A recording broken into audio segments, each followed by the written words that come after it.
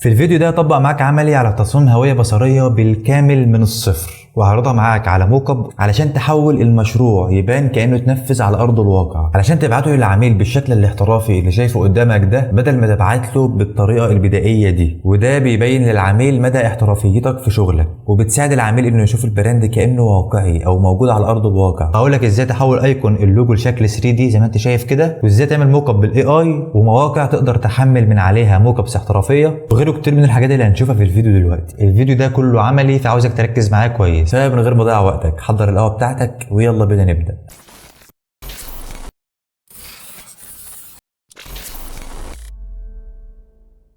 السلام عليكم ورحمة الله واهلا بكم من جديد. معاكم كمال وحيد. ده الفيديو رقم 10 من كورس براندنج المصممين، من اول البريف لبراند نضيف. في البداية خلينا اشكركم جدا على الكومنتات اللي بتجيلي على الكورس. حقيقي انا مش عارف اقول لكم ايه، يعني الكومنتات دي بمثابة بنزين كده، خلي الواحد يقدر ان هو يكمل، او تخلي الواحد ان هو يطور من محتوى اكتر وما بيخلش عليكم باي معلومة. وبجد يعني كل كومنت بتكتبوه حقيقي بيفرق معايا جدا، فحابب اشكركم مرة تانية، وده واجبي ناحيتكم ان انا اشكركم على حاجه انتوا بتعملوها معايا، فشكرا لكم جدا والله. طيب في ناس ما تعرفش يعني ايه موك اب، فخلينا اشرحها على السريع كده علشان تبقى فاهم معايا بقيه الفيديو، او تبقى فاهم احنا بنتكلم عن ايه. الموك اب ببساطه هو نموذج عرض بيحاكي شكل التصميم في الحياه الحقيقيه.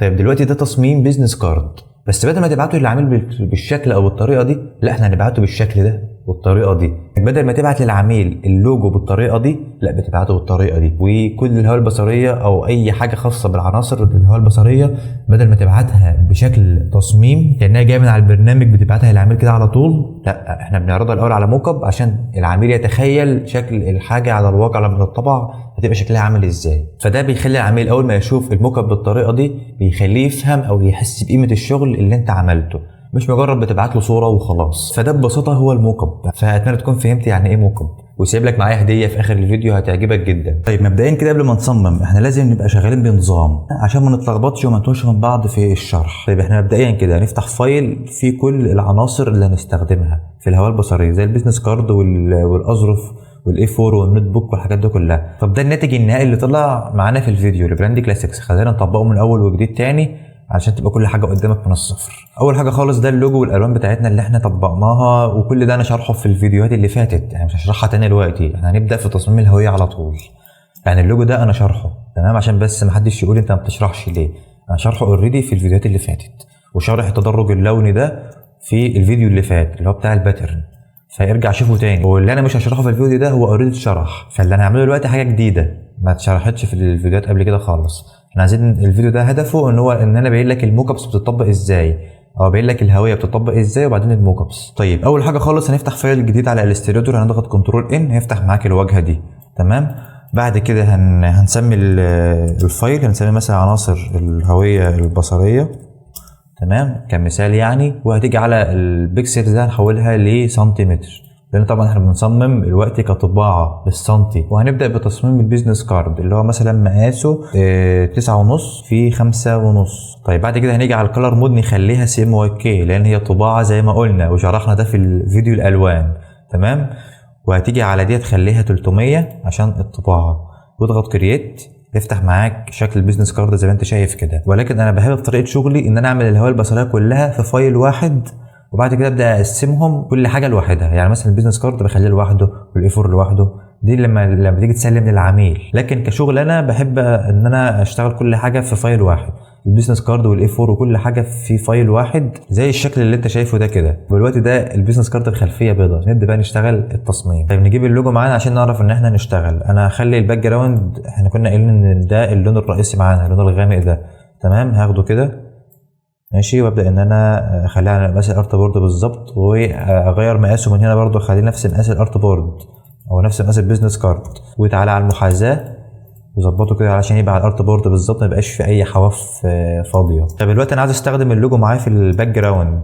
هاجي على الايكون واضغط كنترول سي عشان اخد كوبي تمام، واجي على البيزنس كارد تاني هنا واضغط كنترول في واغير اللون بتاعها للون الفاتح ده، الازرق الفاتح، واضغط شيفت والت واكبر معايا كده بالشكل ده. انا دلوقتي عايز استخدم الجزء ده بس من اللوجو، فهضغط دبل كليك كده تمام، وهمسح دول خالص مش هستخدم معايا غير ده بس. هحدد على دول كده واضغط كنترول اكس ماشي، وارجع تاني واضغط كنترول في عشان يبقى ظاهر معايا هنا، وهاجي على الباث ريندر وهضغط على دي او اضغط كنترول جي علشان يكونوا في جروب لوحدهم، عشان يكونوا في جروب ما يبقاش كل لاين لوحده زي ما انت شايف كده. تمام كده دلوقتي كلهم معايا في جروب واحد. هبدا ان انا اكبر تاني خليها بالشكل ده. طيب حركه المط اللي انا بعملها دي غلط لو عملتها في اي ايكون فيها حاجات ثابته، لكن ده عشان لاين معانا ما بيبقاش ظاهر انت مطيته او لا، يعني بيبقى ظاهر معاك عادي برضه مفيش في حاجه. تمام فعشان كده بستخدم الحركه دي عادي كده، بستسهل الموضوع يعني.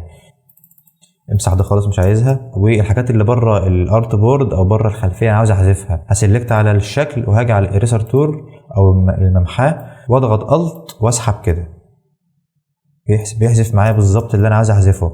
تمام كده وبنفس النظام كده كده كشكل مبدئي يعني كويس. انا همسح ده مش عايزها خالص عشان يبقى كله وصل للاخر. طبعا انا جيت هنا كده وخفيت الاوباسيتي خليتها 10% عشان تبقى زي ما انت شايف كده جايه بتدرج كده. كده دلوقتي عملنا الباك جراوند للبيزنس كارد. نجيب اللوجو. انت عندك دلوقتي اللوجو في البراند جايد لاين وده هشرحه بعدين في البراند لوجو والسكندري لوجو اللي هو الشكل ده والشكل ده. انا هستخدم معايا اللي هو البراند لوجو افضل في البيزنس كارد، او هستخدم الاثنين يعني، لكن الشكل الافضل في البيزنس كارد هو ده، فانا هستخدم البراند لوجو افضل بنفس اللون بتاعه ده كده. هنضيف بعد كده المعلومات اللي هي التواصل والسوشيال ميديا والايميل والحاجات دي كلها انا مجهزها هنا اهي. تمام كده بالشكل ده كده، وهضيفتهم في كلهم في جروب. انا طبعا عشان بس اختصر الوقت انا جهزتهم خلاص.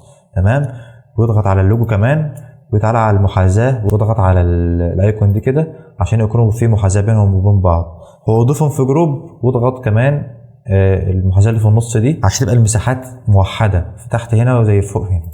تمام طيب انا كده خلصت الوش بتاع البيزنس كارد. نيجي على الظهر بقى، هاجي على ايكون الارت بورد دي واحدد كده واضغط الت واسحب عشان يجي معايا كل حاجه ببعضها بالتصميم بكل حاجه. همسح اللوجو والكلام ده مش عايزه خالص، انا عاوز الباك جراوند بس، وهجيب معايا بعد كده اللوجو اللي هو السكندري لوجو ده.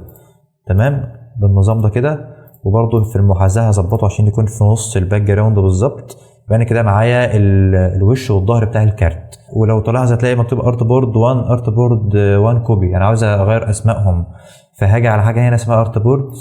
تمام واسمي اغير الاسماء بتاعتهم بيزنس كارد مثلا فرونت. تمام اتسمت معايا هنا. تمام عشان لما اجي احفظهم بي دي اف او الستريتور يتحفظ معايا بنفس الاسم. هعمل تاني حاجه معايا وهي الظرف. عايزين نعمل ظرف بقى. هاجي على الارت بورد دي واسحب كده. تمام عشان اعمل مقاس الظرف، وهاجي على البروبرتيز واغير حجم الظرف. انزل تحت شويه كده عشان يبقى بعيد عن التصميم، وهخليه 22 سم في 11 سم. ونفس الكلام برضو. خلاص احنا طالما خلصنا اول تصميم الباقي كله معانا سهل بعد كده. هاخد نفس الكلام برضو، هاخد كوبي من الباك جراوند. طبعا انا عارفك بتاخد كوبي ازاي ماشي، واعمل كده. انا بشتغل معاك على السريع بس عشان وقت الفيديو معانا. هاجي على الريكتانجل تول واسحب مستطيل كده عشان ده اللي بيتكتب فيه اسم الشخص على الظرف من بره. تمام وهاجي على دي كده اضغط كده براها واسحب عشان يبقى في كيرف معايا في الحواف كده. طيب وهاجي على اضغط مثلا هنا كده اكتب يكون ده كده ايه الشكل النهائي معانا. اختار اللون اللي هو الفاتح ده يكون هو اللون بتاع الفونت، بيكون الاسم هنا. تمام واللوجو نفس الكلام. اسحب اللوجو من هنا اضيفه هنا كده واكبر شويه عشان يكون مناسب مع الظرف، وهضيف دول في جروب، واحدد على اللوجو كمان واضيفهم في جروب، وعلى المحاذاه برضه نفس الكلام علشان يبقى نفس المساحه هنا هي نفس المساحه هنا. ده كده شكل الظرف معانا. هاخد منه كوبي كمان، نفس الفكره اللي احنا عملناها في البيزنس كارد هنعملها في الظرف. هضغط الت واسحب تحت كده اعمل مع نسخه تانية من الظرف. همسح اللوجو والنيم خالص مش عايزهم، لان ده في الظهر في الباك. وهاجي على البيانات وهضيف برضو البيانات هنا بالشكل ده. دي نفس البيانات اللي موجوده هنا. تمام اضيفها برضو بالشكل ده هنا كده، بالشكل ده افضل يعني. تمام في حاجه معانا كمان بنعملها للظرف اللي هي الطيه بتاعه الظرف اللي بتقفل على الظرف نفسه، عايزين برضو نصممها معانا. فهناخد كوبي كمان من مقاس الظرف وامسح خالص كل الكلام ده مش عايزينه. انا مش عاوز هنا غير الارت بورد دي عشان تبقى نفس المقاس يعني، ونخليها 2.5 مثلا، حجمها 2.5 حجم الطيه يعني. بيبقى لها طريقه تانية في التصميم عشان الطباعه، ولكن انا بصممها معاك بالطريقه دي علشان هعرضها معاك على الموقع دلوقتي. انا بعمل ده كله عشان الموقع. تمام. هاخد نفس الباك جراوند معايا كده، واخد دي كده كمان عشان نفس بصغر كده عشان بنفس المحاذاه بالظبط ونفس كل حاجه لما تيجي تطبع. تمام. نفس الطريقه دي كده، وهجيب اللوجو واضيف عليها اللوجو برضو بنفس النظام كده. احنا اظن احنا فهمنا الفكره بتمشي ازاي. وصغره شويه كده خلصنا معانا الظرف والبيزنس كارد. طب عشان اكون منظم اكتر انا هجيب دي فوق كده افضل عشان يبقى كده ماشيين بالترتيب بالظبط يعني. تمام كده معانا البيزنس كارد ومعانا الظرف. طيب نيجي العنصر اللي بعد كده اللي هو الاي 4. هاجي على الارت بورد واسحب برضو نفس الكلام كده. تمام. الاي 4 معانا بيكون مقاسه 21 عرض في 30 طول. نجيب السكندري لوجو معانا. تمام. ونخلي لونه غامق زي ده كده، والمحاذاه نظبطها كده شويه. طبعا احنا خلاص فهمنا الفكره بنشتغل ازاي، ولكن الورقه تبقى لونها ابيض عشان الكتابه بقى، عشان تيجي تكتب عليها تبقى الكتابه تظهر، ما ينفعش تبقى بالغامق. فاحنا برضو معانا عنصر تاني في الهويه بتاعتنا اللي هو العنصر ده اللي هو تدرج اللون ده، فانا هحتاجه معايا برضو في الاي 4 هنا. تمام. يبقى احنا كده دلوقتي استخدمنا عنصرين بصريين في الهويه البصريه بتاعتنا اللي هو الباترن بتاع اللوجو الشكل ده، والتدرج اللوني ده استخدمناه معانا برضو، وبرضو مقارب لنفس الستايل بتاع اللوجو ده اللي هيكون تحت هنا كده. وهنضيف البيانات برضو هنا، ونيجي على المحاذاه نظبطها. اهم حاجه المحاذاه دي معانا في التصميم عشان دي اللي بتظبط الدنيا معاك. وهنضيف برضو النص اللوجو اللي احنا استخدمناه هنا هنستخدمه هنا برضو كده، ولكن انا هخليها بالنظام ده كده. هلفها اعمل لها روتيت ماشي، واكبرها شويه واخفف الاوباسيتي بتاعتها خالص على قد ما اقدر عشان لما تيجي تكتب على الورقه ما تبقاش ديت ظاهره معاك قوي، تقدر تكتب فوقها عادي. ولكن في حاجه مهمه خلي بالك منها. احنا دلوقتي صممنا الاي 4، ولكن احنا اللي ظاهر قدامنا ده مش ورقه او ده ظاهر الارت بورد بس. انت دلوقتي لو جيت تحدد على التصميم كله كده وتطلع بره هنا كده هيبقى فاضي معاك من بره، فلما تيجي تحفظ التصميم هيتحفظ معاك على قد الحته دي بالظبط عشان تبقى في الامان. تيجي على اداه الريكتانجل تول واعمل باك جراوند للاي 4 وخليها باللون الابيض. طبعا مفيش فرق الوقت، ولكن الفرق بيظهر في الطباعه او في الحفظ. احنا كده دلوقتي خلصنا الاي 4 والبيزنس كارد والظرف. عايزين نعمل برده معانا نوت بوك. طيب هنيجي على اخر حاجه معانا وهي النوت بوك. برضه نسحب بالارت بورد كده ونحدد مقاس النوت بوك. معانا بيبقى 14 في 21 مثلا، ده بيكون مقاس A5 نص مقاس ال A4 بالظبط. يعني لو جيت كده بالنص كده هو ده المقاس بتاعه. تمام. انت ممكن تستخدم اي مقاس انت عايزه، A4 A5 للنوت بوك يعني اقصد، ولكن انا هستخدم A5. وهاجي على الباك جراوند برضه نفس الكلام. خلاص احنا فهمنا الدنيا بتمشي معانا ازاي. انا عاوز اخليها مختلفه شويه عن الظرف والبيزنس كارد، فانا هجيب نفس الايكون دي واضيفها هنا كده واستخدم اللون ده برضه معايا. تمام. عشان تبقى بالشكل ده كده. وهجيب اللوجو ده معايا هنا كده برضو، والبيانات نفس الكلام هنا. طبعا انت فهمت فكره التصميم بتتعمل ازاي. خلاص كده انت دلوقتي فهمت معايا. هناخد نسخه كمان من النوت بوك عشان يبقى الوش والظهر معانا. هنمسح دي خالص. احنا خلاص حطينا البيانات هنا، ولكن هضيف هنا وامسح اللوجو برضو مش عايزه. انا عايز يبقى الظهر في الجمله دي بس، يبقى ده الظهر معانا وده الوش بتاع النوت بوك. كده معانا دلوقتي الهويه البصريه كلها. انا كده خلاص دلوقتي مش عاوز الحاجات اللي فوق ده، خلاص مش محتاجها، امسحها خالص. وابدا اسمي الارت بوردز بكل حاجه باسمها. يعني الاي 4 مثلا اهي. تمام. اسميها بالاي 4. نفس الكلام في النوت بوك والظرف والحاجات دي كلها ابدا اسميهم بقى عشان تبقى انت ماشي بنظام. طيب احنا كده دلوقتي خلصنا الهويه البصريه. طبعا دي مش الهويه البصريه كامله، ولكن ده جزء منها. انا بوريك طريقه الشغل بتتعمل ازاي، وانت ابدا كمل على حسب العميل طالب منك ايه او على حسب متطلبات البراند. يعني البراند ده مثلا احنا محتاجين فيه الكلام ده بس، اللي هو الظرف والبيزنس كارد والاي 4 والحاجات اللي انا طبقتها قدامك دلوقتي. في براندات تانية بتبقى مثلا محتاجه يونيفورم، شنط، ستيكرز، بيل بوردز وحاجات من دي، على حسب البراند اللي بتشتغل عليه وحسب متطلباته. تمام. ولكن انا في حاجه بعملها شخصيا يعني بعيدا عن البراند. بعمل البيل بوردز معايا او بعمل اشكال كده مختلفه من التصاميم علشان اعرضها معايا في البورتفوليو بتاعي، او بعرضها برضو للكلاينت علشان اوري له شكل البراند على الواقع شكله عامل ازاي، او اخلي شكل البراند كويس في عينه يعني. فاهم قصدي؟ فانا بعمل حاجه اسمها بيل بورد او تصميم بانرات او حاجات من دي، حتى لو مش هسلمها للعميل ولكن عشان تبقى في البورتفوليو عندي وشكلها جمالي اكتر. فتعالى اقول لك ازاي برضو اعمل الكلام ده، ونبدا ان احنا نطبق واحده واحده على الموك اب. فبدل ما نصمم كل تصميم لوحده وبعدين نطبقه على موك اب، لا انا هصمم معاك خالص كل حاجه. يعني هنعمل التصميمات كلها الاول وبعدين نعرضها على الموك اب مره واحده عشان نبقى ماشيين بالترتيب كده. فيلا بينا نروح على الفوتوشوب خلاص المره دي ونطبق شكل البانرز دي باشكال مختلفه وبعدين نعرض على الموك اب على طول. يلا بينا. طيب خلينا نمشي واحده واحده. قبل ما نصمم البانر هصمم معاك الاول بوستر زي ده كده. تعال اقول لك البوستر ده انا عملته ازاي برضه عشان تبقى واخد بالك معايا. هنفتح فايل من اول وجديد خالص وهنجيب الالوان بتاعت الهويه عشان نستخدمها معانا في التصميم، نختارهم كده عشان يبقوا معانا في السويتشز فوق هنا. طيب نعمل باك جراوند جديده. انا بس بقول لك الطريقه ازاي، يعني هشرح سريعا كده عشان تبقى عارف بس الطريقه بتتعمل ازاي. وهعمل لاير جديده واجي على البرش واختار اللون الفاتح شويه واكبر شويه كده، واختار البرش السوفت راوند واضغط ضغطتين كده هنا، اضغط كنترول تي واسحب كده تمام عشان اعمل زي اضاءه كده او لايت جاي من فوق من على الشمال كده عشان تبقى زي دي تمام. طب ازاي اجيب عربيات كلاسيكيه زي الصوره دي كده؟ استنى اما الغي الافكتات من عليها عشان تبقى تشوفها بشكل اوضح. هي دي شكل العربيه تمام. ازاي اجيب عربيات شبه دي اصلا؟ حاجه على موقع ماجنيفيك واكتب عليه سيارات كلاسيكيه زي ما انت شايف كده بالعربي عادي مفيش فيها مشكله، يظهر لك شكل العربيات دي كلها تمام. حمل اي صوره تعجبك من العربيات اللي انت شايفها دي، حمل اي عربيه منهم مش هتفرق يعني ايا كان بقى انت هتستخدمها بشكل عامل ازاي تمام. وابدا ان انت تستخدمها في تصميماتك. انا حملت العربيه دي هي جايه من على الفريبك برضو ماشي، وبدات ان انا استخدمها بالنظام ده كده، ولكن الافكت اللي عليه ده انا اللي عامله. هقول لك برضو انا عامله ازاي دلوقتي. هنجيب العربيه دي كليك يمين واختار كونفرت اوبجكت علشان الصوره جودتها ما تقلش معايا، واضغط كليك يمين تاني واختار الفليب هوريزونتال تمام، واكبر شويه كده واخليها بنفس الطريقه دي. انا عايزها كده شكلها حلو تمام، هي كده اعتقد زيها بالظبط. واجي على فلتر واختار بلور وموشن بلور، هتبقى بنفس الافكت ده كده. هتعمل عليها افكت اللي هو زي الموشن زي ما انت شايف كده. هاجي على فلتر تاني واختار بلور وجوشن بلور، وبرضه نفس الكلام اعملها كده بتخليها زي ما انت شايف كده ماشي. هعمل دبليكيت، اضغط كنترول تي اكبر شويه كده اخليها بنفس الطريقه دي، وهاجي على ادجستمنت هنا واختار هيو ساتوريشن واضغط على العلامه دي عشان الافكت يتطبق على العربيه بس، وابدا نلعب في الالوان شويه كده تمام.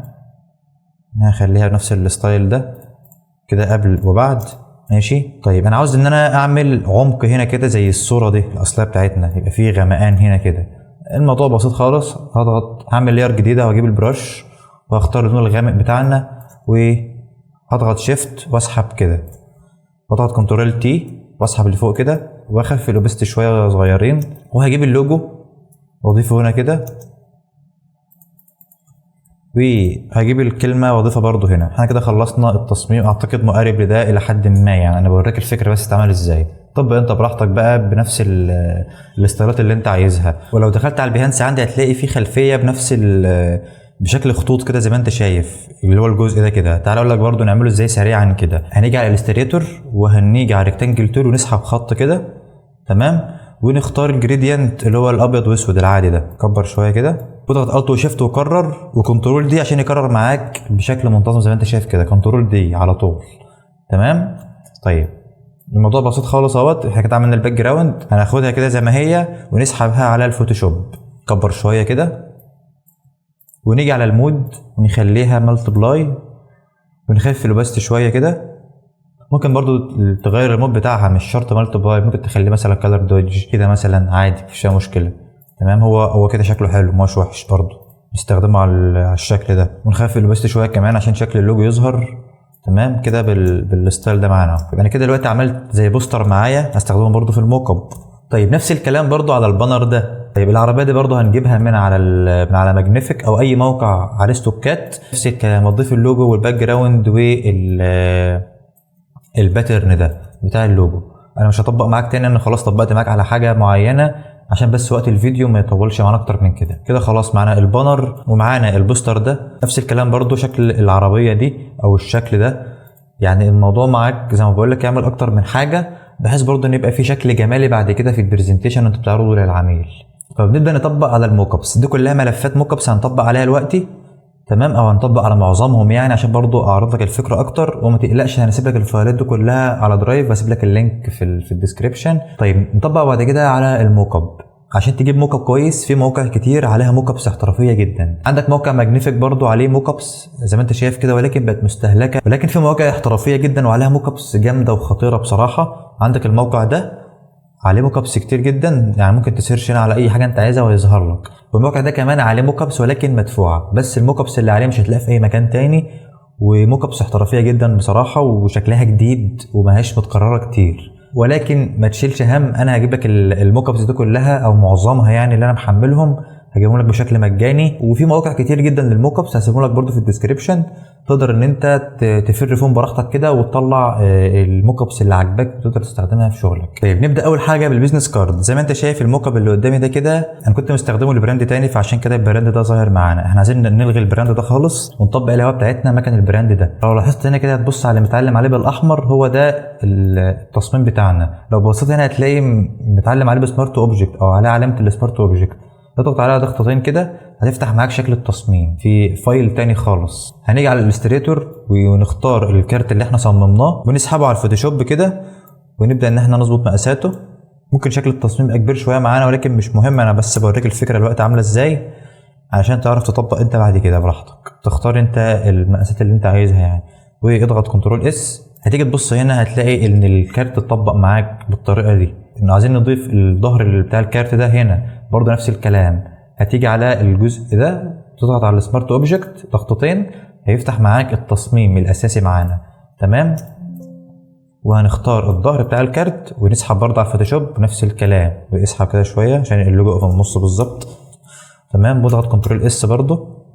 هتيجي تبص هتلاقي ان البيزنس كارد بقى معاك بالشكل ده. وهتيجي على الظل بتاع الكارت ده اللي هو اللون ده مثلا تخليه بنفس لون الكارت كده، ماشي. وهنا نفس الكلام برضه كده، خلي اللون الغامق كده مثلا. والباك جراوند هتخليها باللون اللي هو الفاتح بتاعنا. بقى زي ما انت شايف كده ده شكل البيزنس كارد معاك. بدل ما تعرضه للعميل بالستايل ده او تبعتها له صوره زي دي كده، لا ابعتها له بالستايل ده، هيفهم الدنيا معاك اكتر واسرع. زي ما انت عايز بقى، ممكن تخلي الباك جراوند باللون ده او باللون ده عادي بالغامق برضه، مفيش فيها مشكله يعني، دي حاجه بترجع لك انت في الاخر. تمام، ده كده دلوقتي البيزنس كارد طبقناه معانا. طيب نطبق الظرف برضو على موك اب عشان يبقى بنفس الشكل ده كده. اي حاجه سمارت اوبجكت هنا اعرف ان هي لها علاقه بالظرف اللي موجود هنا. نيجي على اول سمارت اوبجكت هنا كده ونخفيها ونظهرها تاني عشان نشوف هي في انهي واحده انهي تصميم في اللي موجود هنا ده. تمام، هو موجود في اللي هنا اللي هو الوش بتاع الظرف. نضغط على السمارت اوبجكت ضغطتين دبل كليك كده على الصوره او على اللاير، ونجيب الظرف بتاعنا، نجيب الوش نفس الطريقه اللي عملنا بيها البيزنس كارد بالظبط.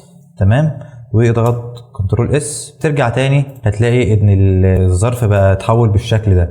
تمام، نفس الكلام برضو. هنيجي على الظهر ونجيب التصميم بتاعه على الالستريتور برضو، ونيجي على الفوتوشوب كده نسحبه على الفوتوشوب على طول واضغط كنترول اس برضو. طيب عندك لسه اللي هي الطيه بتاعت الظرف اللي احنا عملناها برضو. تمام، نفس الكلام هنجيب دي كده. هتيجي تبص هنا برضو هتلاقي الموك اب اتطبق معاك. والباك جراوند هنخليها باللون الرمادي بتاعنا اللي معانا. زي ما قلت لك برضو، بدل ما تعرض للعميل شكل الظرف بالاسلوب ده او بالشكل شكل التصميم نفسه كده، لا اعرضه له كده. طب نيجي بعد كده على ورقه الاي 4 اللي هي دي ونطبقها برضو على الموك اب ده. نفس الكلام برضو، عايزين نستخدم دي نضيف عليها ورقه الاي 4. ضغط برضو دبل كليك على السمارت اوبجكت دي، هيظهر لك في خانه تانية شكل التصميم اللي هيتحط هنا. تمام، هنسحب الاي 4 معانا او التصميم اللي احنا عملناه نسحبه كده، ونيجي هنا كده بنفس النظام نغير المقاسات بتاعتنا نظبطها كده، واضغط كنترول اس وروح تاني على الموك اب هتلاقيه اتطبق معاك.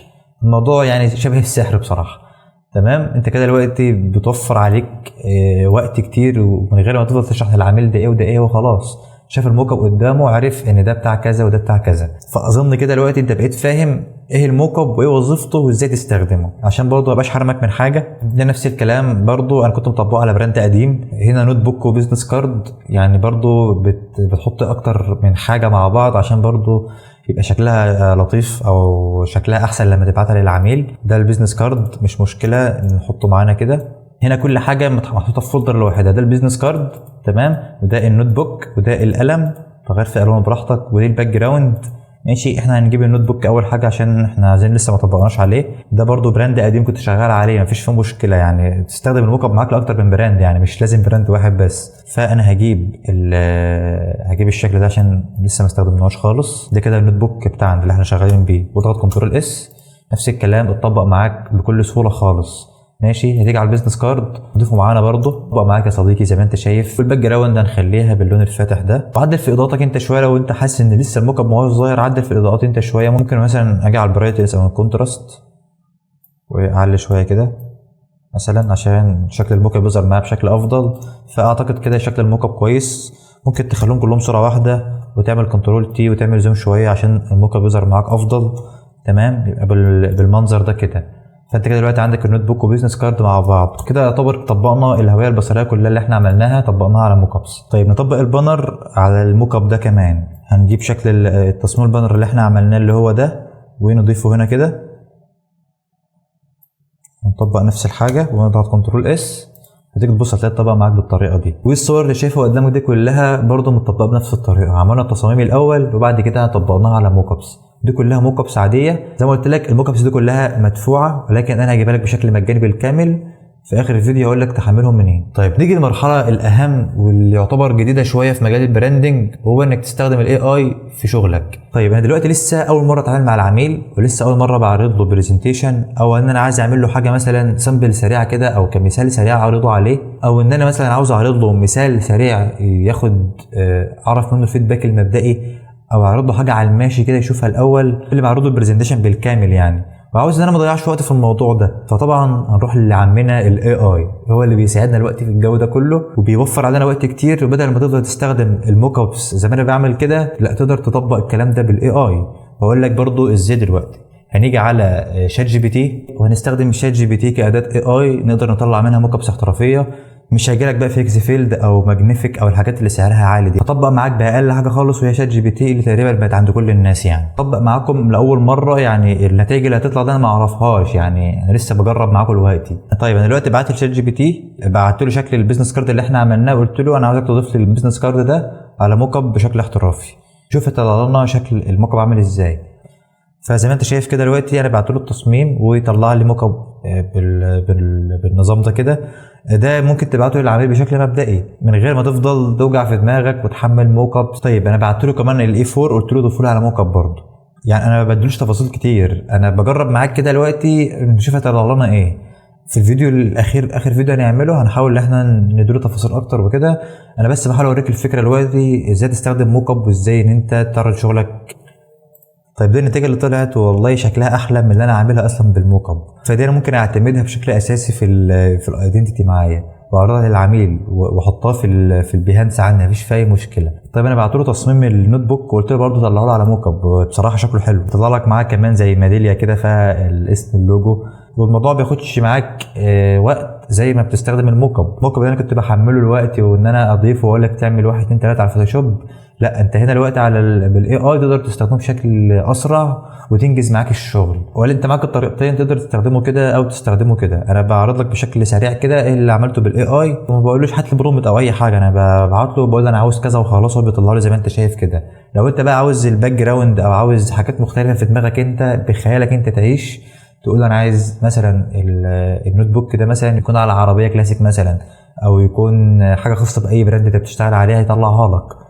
ولكن كل ما يديله تفاصيل اكتر هيديك نتائج افضل. انا بجرب معاك بشكل سريع كده اللي انا عملته بالاي اي عشان تبقى بس فاهم ان احنا بنشتغل ازاي وكده. الموك ابس دي احيانا ما بستخدمهاش بشكل اساسي عشان في عملاء بيبقوا عارفين ده معمول بالاي اي، فمعظم الشغل اللي انا بطلعه بيكون بالموك ابس اللي انا كنت بطبقها معاك على الفوتوشوب دلوقتي.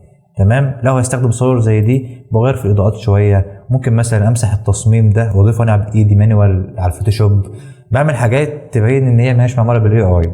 تمام. فهو الذكاء هنا انك تستخدم الاي اي من غير ما حد يعرف ان هو اي اي. طيب الموقع ده حرفيا كنز، تقدر تطلع منه اللوجو بشكل 3 دي زي ما انت شايف كده. دي تريكايه برضو بتعملها معاك وبتفرق معاك في عرض البرزنتيشن. هتيجي على ابلود ايمج دي وتضغط عليها وهتحمل ايكون اللوجو بي ان جي.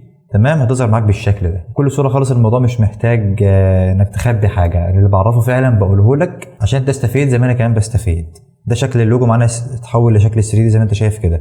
ممكن تيجي هنا على الماتيريالز وتختار الشكل اللي هو ده ملائم اكتر مع شكل البراند بتاعنا، او بالشكل ده زي ما انت عايز، باي حاجه انت عايزها، باي ماتيريال اللي انت عايزها. بشكل سريع كده اللوجو لو عايز تحوله شكل 3D ممكن برضه تحول انيميشن من هنا، ولكن دي كلها حاجات برو. لازم تشترك في الموقع عشان تقدر ان انت تعملها بالستايل ده كده، او تحول الانيميشن يعني. تمام. بعد ما خلصت خالص تعمله الشكل اللي انت عايزه او الزاويه اللي انت عايزها، وبتيجي على اكسبورت وبتضغط اكسبورت ايمج، بتتحمل معاك زي ما انت شايف هنا كده بالشكل ده. تقدر تاخد انت الصوره دي وتضيفها على الفوتوشوب وتفرغ الخلفيه بتاعتها وتستخدمها معاك كستايل كده معاك في الشغل. فده البيهانس عندي، وده شكل البرزنتيشن اللي بعرضه على العميل، بيكون بنفس الطريقه دي كده. ده موك اب مطبقه بنفس الفكره اللي انا بوريها لك دلوقتي. تمام. وهنا نفس الكلام برضو، الباك جراوند اللي احنا طبقناها، البيزنس كارد، شكل اللوجو 3D، البانر، كل حاجه انا قلت لك عليها موجوده هنا في البرزنتيشن ده. تمام. بيكون ده شكل البرزنتيشن اللي بتعرضه على العميل. دي طبعا صوره برضو محملها من على النت وضايفها عشان تبرز فكره اللوجو اكتر. وده البراند لوجو والسكندري لوجو. تمام. وده اللوجو بيفور اند افتر، قبل وبعد. ودي الكالرز اللي انا اخترتها. وده موك اب شكله جميل جدا بصراحه، انا هسيبه لك برضه في الديسكريبشن. ودي صور مصممها برضه عرضتها معايا. وده موك اب نفس الكلام. كل دي موك ابس انا مستخدمها عشان ابرز الهويه بشكل احترافي اكتر. والموك ابس دي كمان برضه هسيبها لك في الديسكريبشن، تقدر تستخدمها براحتك وتطبقها على اي براند انت محتاجه. طيب بعد ما خلصت معايا الفيديو اكيد عرفت يعني ايه موك اب، وازاي تحمله، وازاي تستخدمه، وايه المواقع المناسبه للموك ابس، وازاي تستخدم او توظف الاي اي في شغلك، وازاي تحول الايكون ل 3D. كل ده عرفته معانا في الفيديو ده. الخلاصه، الموك اب جزء من عمليه تقديم البراند، واختيار موك اب صح بيعلي من قيمه عرض الهويه البصريه. وزي ما قلت لك هسيب لك لينك في الديسكريبشن فيه اكتر من 200 موك اب، فيه منه المدفوع وفيه المجاني، ومن ضمنهم الموك ابس اللي عرضتها قدامك دلوقتي. في الفيديو الجاي هنبدا نتكلم عن القانون اللي بيحمي الهويه البصريه، وهو الجايد لاين او الدليل الارشادي للهويه البصريه، وازاي تسلم الهويه البصريه بشكل احترافي. ده بيخلي اي حد سواء انت او غيرك يقدر يستخدم الهويه البصريه من غير ما يلعب او يبوظ في شكل النظام البصري للهويه. هنعرف معلومات اكتر عن الجايد لاين وهنعرف استخداماته ومميزاته، ولكن في الفيديو الجاي. فاشوفك هناك.